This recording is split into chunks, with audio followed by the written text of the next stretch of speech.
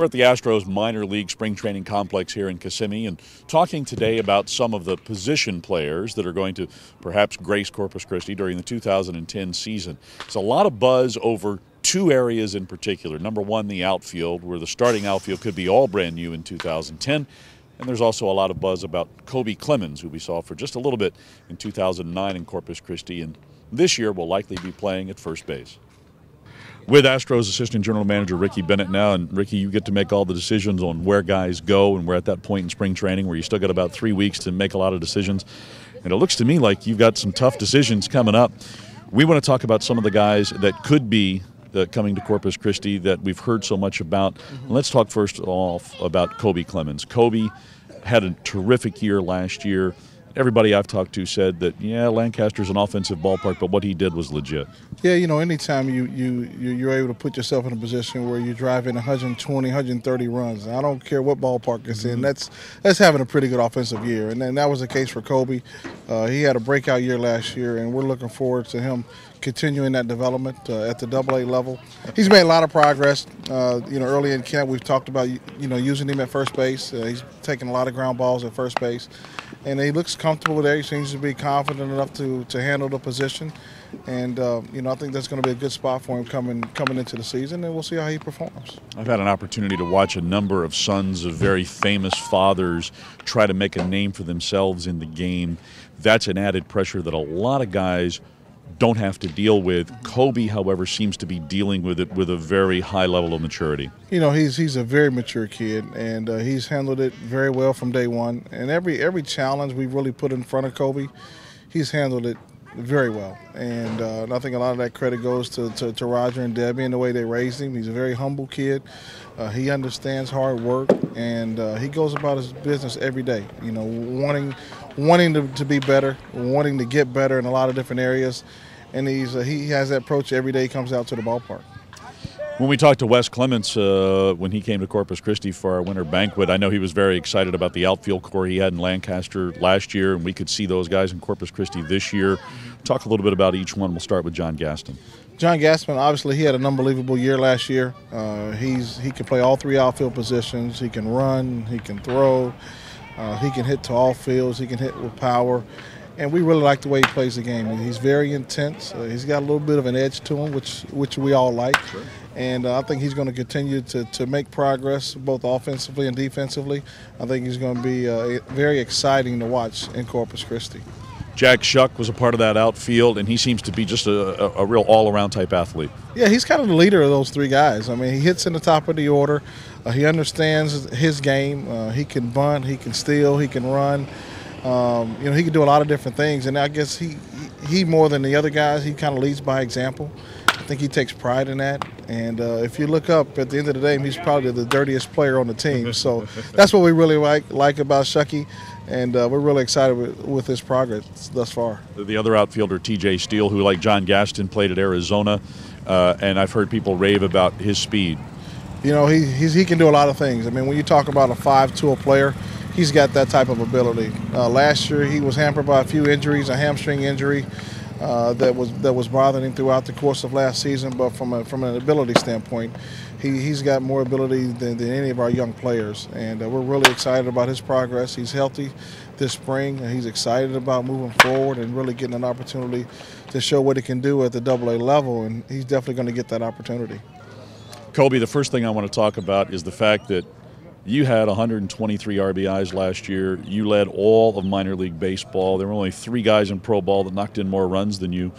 What was it for you that made the 2009 season special over and above your previous years in the system to be able to put up the numbers you put up?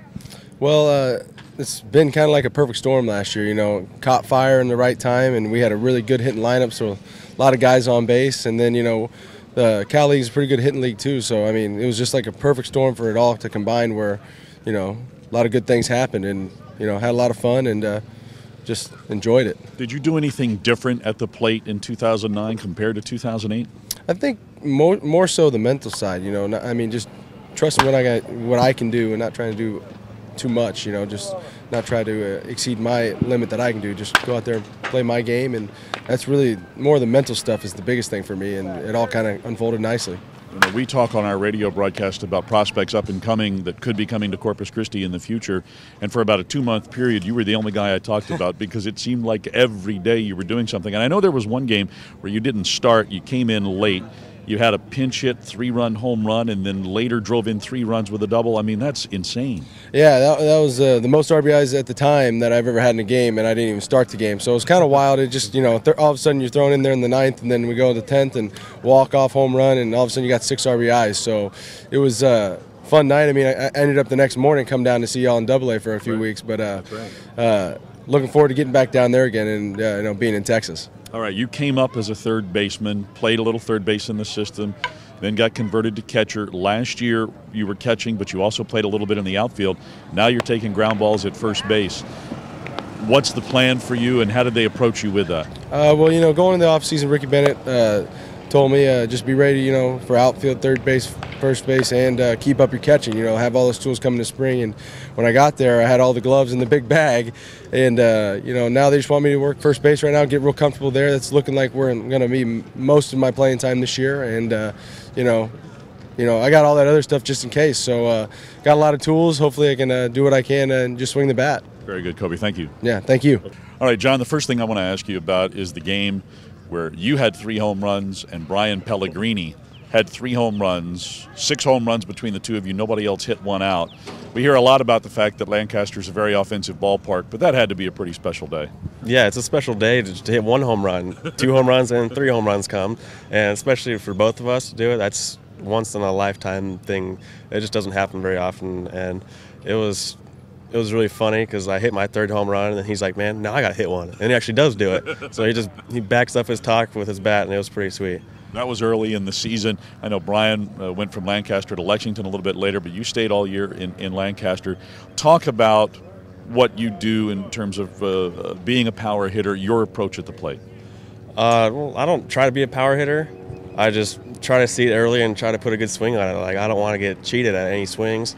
I just try to hit the ball. That's all I try to do. I mean, there's not much to it. See ball, hit ball. We just try to keep it as simple as possible, because once you start thinking, oh, I got to do this, that, and the other thing, that's when you're getting in trouble. The less you think about, the better off you are. Yeah, absolutely. Okay, now, we've only been here for a couple of days observing you guys, but it looks like that you and TJ and Jack are fairly close. Is that true? Yeah, definitely. Ever since Tri-City, well, me and TJ had college together, so of course we're going to be close. And then Shuck, he just kind of absorbed in our little group, and it's been, you know, every year, you know, been instructs and mini camp, and we've all been together. We all hit it off, and we all know we're going to be moving up together. Well, John, thank you very much for your time. Best of luck this season. All right, thank you. Jack, tell us a little bit about your season last year in Lancaster. You guys had such a great year offensively. You were one of the top hitters, not only in the California League, but in all of A-ball. Talk about the season you had. It was a good season. It was a lot of fun. You know, the park's out there very generous for hitters, which made it a lot easier to hit. But, you know, I really focused on making good contact and trying to put our team in a good situation to score runs. You know, well, when you bat .315, it really probably doesn't matter what kind of park you're playing in. You were making a lot of contact, and you had a good, full, healthy season too. I did. I was blessed to not have any injuries last year, which helped out. And our trainers did a great job of making sure I was on the field every day, ready to play. So it was a good, healthy season. You know, you're kind of unique because your experience in college was such that you were as good a pitcher as you were an outfielder. Is that something that you still dabble in at all? I give our coaches some grief every once in a while. You know, tell them I'll get on the mound, but you know, they drafted us as a hitter, so I really just focus on hitting now. You know, maybe one day we'll be on the mound again, but as of right now, I just stick to hitting. Does that give you more of an insight into what you do as a hitter, having been a pitcher, knowing what pitchers go through mentally to get guys out? A little bit. You know, I think about what I would do sometimes when I was on the mound, and it helps because, you know, most pitchers are the same. We think alike when we're on the mound, so that helps out when I'm hitting to kind of get a feel of what they're going to do.